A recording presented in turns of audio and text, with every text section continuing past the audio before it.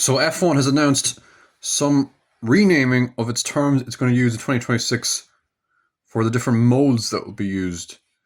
Originally, they came up with a bunch of names that seemed like they came straight from engineers. Through fan surveys and interactions, it's been realized that these terms are way too complicated for the average F1 fan to understand. So here is the renaming. Z and Y mode, whoever came up with that really should not be in charge of marketing, will be renamed corner and straight mode. Basically, F1 is getting rid of DRS next year, but they are keeping active aero, which means around corners, drivers will have wings closed up, while on straights will be put down to give extra speed, be known as corner and straight mode. This will be used regardless of whether or not a car is within 1 second of another. The overtake mode, which is kind of the effective replacement of DRS, it was initially going to be called manual override, now being called overtake, where if a driver is within 1 second of the car in front, they will get extra power to use on a lap. The driver has a choice using it all in one go or just all around the lap. I mean, surely it would make sense to use it all in one go if you're trying to overtake someone. Boost mode, I want to call it the beast mode, but it's just boost. It's just extra power drivers can use all the time.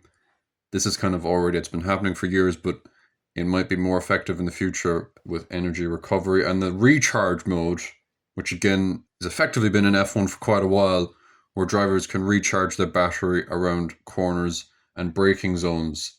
These change in terms meant to simplify for fans, but I know a lot will still be confused because there's a lot of changes.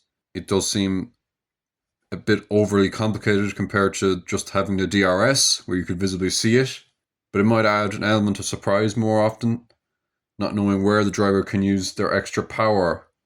This is coming at a time when F1 is moving towards these narrower and smaller cars for 2026, but it is overly complicated in my view, all these terms. Maybe we'll get used to them in a few races, throwing in tweaks and adjustments to them.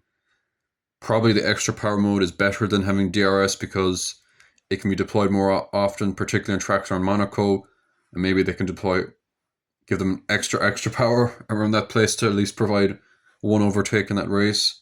But it is kind of a concession from F1 that they think the dirty air is still going to be a problem for years to come. They can't get around it, and this is their best solution. My ideal way of solving F1's overtaking problems would be to just have a push-to-pass mode like they have in IndyCar.